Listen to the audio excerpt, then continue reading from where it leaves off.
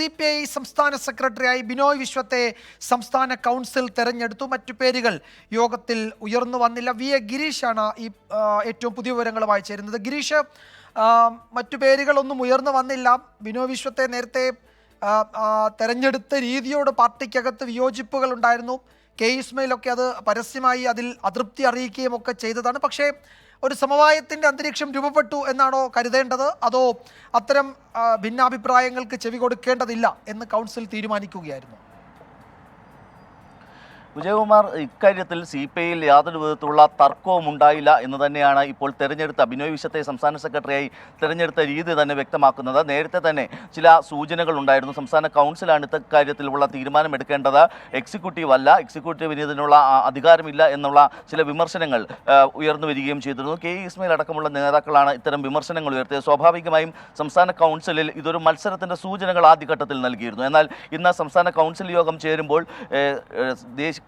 കേന്ദ്ര നേതൃത്വം ഉൾപ്പെടെയുള്ളവർ ഇതിൽ പങ്കെടുക്കുകയും ചെയ്തിരുന്നു. ജനറൽ സെക്രട്ടറി ഡി രാജയാണ് ബിനോയ് വിശ്വത്തിൻ്റെ പേര് സംസ്ഥാന കൗൺസിൽ നിർദ്ദേശിച്ചത്. ഇത് കൗൺസിൽ അംഗീകരിക്കുകയായിരുന്നു. ഇതുമായി ബന്ധപ്പെട്ട യാതൊരു തരത്തിലുള്ള ഒരു ചർച്ചയിലേക്ക് പോലും സംസ്ഥാന കൗൺസിൽ പോയില്ല എന്നുള്ളതാണ് ഏറെ രസകരമായിട്ടുള്ളത്. കാരണം ഏതെങ്കിലും തരത്തിലുള്ള അഭിപ്രായ വ്യത്യാസങ്ങൾ ഉണ്ടാകുമ്പോൾ സ്വാഭാവികമായും പേര് നിർദ്ദേശിക്കുമ്പോഴാണ് ഈ ചർച്ച ഉയർന്നു വരേണ്ടത്. എന്നാൽ അത്തരത്തിലൊരു ചർച്ച പോലും ഇക്കാര്യത്തിൽ ഉണ്ടായില്ല. ചർച്ച കൂടാതെ തന്നെ കേന്ദ്ര നേതൃത്വം നിർദ്ദേശിച്ച പേര് സംസ്ഥാന കൗൺസിൽ അംഗീകരിക്കുകയായിരുന്നു. ബിനോയ് വിശ്വം ഒരു ഇടവേളയ്ക്ക് ശേഷം വീണ്ടും സംസ്ഥാന രാഷ്ട്രീയത്തിലേക്ക് കടന്നു വരുന്നു എന്നുള്ള ഒരു നേരത്തെ കാനം രാജേന്ദ്രൻ തൻ്റെ പിൻഗാമി ആരാകണമെന്ന ഒരു സൂചന ദേശീയ നേതൃത്വത്തിന് നൽകുകയും ചെയ്തിരുന്നു. അത് ബിനോയ് വിശ്വത്തിൻ്റെ പേര് തന്നെയായിരുന്നു. കാനത്തിൻ്റെ അഭിപ്രായം കൂടി കേന്ദ്ര നേതൃത്വം പരിഗണിച്ചിരിക്കുന്നു. ഇത് ഉൾക്കൊണ്ടുകൊണ്ടാണ് കാനത്തിൻ്റെ സംസ്കാരം നടന്ന അതേ ദിവസം തന്നെ ബിനോയ് വിശ്വത്തെ സംസ്ഥാന സെക്രട്ടറിയായി തെരഞ്ഞെടുക്കാൻ നിർവാഹക സമിതി തീരുമാനിച്ചത്. അതിന് ഇന്ന് ചേർന്ന സംസ്ഥാന കൗൺസിൽ യോഗം ഏകകണ്ഠമായി അംഗീകാരം നൽകുകയും ചെയ്തു. വിജയകുമാർ, ഗിരീഷ്, കാനം അദ്ദേഹത്തിന് ആരോഗ്യ പ്രശ്നങ്ങൾ ഉള്ള സമയത്ത് ഈ ചുമതലകൾ കൈമാറുന്നതിൽ ഒരു കത്ത് എഴുതി വെക്കുകയും ആ കത്തിൻ്റെ അടിസ്ഥാനത്തിൽ ചില തീരുമാനങ്ങൾ എടുക്കുകയും ഒക്കെ ചെയ്തു. അദ്ദേഹത്തിൻ്റെ മരണശേഷവും അത് പിന്തുടരുന്ന രീതി അതൊരു കമ്മ്യൂണിസ്റ്റ് രീതിയല്ല എന്നതടക്കമുള്ള വിമർശനം ഉയർത്തിയത് മുതിർന്ന നേതാവ് കെ ഇസ്മയിലാണ്. അങ്ങനെ ഈ പിന്തുടർച്ചാവകാശമൊന്നും കമ്മ്യൂണിസ്റ്റ് പാർട്ടിയിലില്ല എന്നാണ് അദ്ദേഹം മാധ്യമങ്ങളോട് പരസ്യമായി പറഞ്ഞത്. നമുക്കറിയാം കെ ഇസ്മയിൽ ഒരു സമയത്ത് ഇസ്മയിൽ പക്ഷം എന്ന് തന്നെ പറയാവുന്ന തരത്തിൽ CPIയിൽ വിഭാഗീയത രൂക്ഷമായിരുന്നു. അതിൻ്റെ തുടർച്ച ഇപ്പോഴും പല ജില്ലകളിലും നമ്മൾ കാണുന്നുണ്ട്.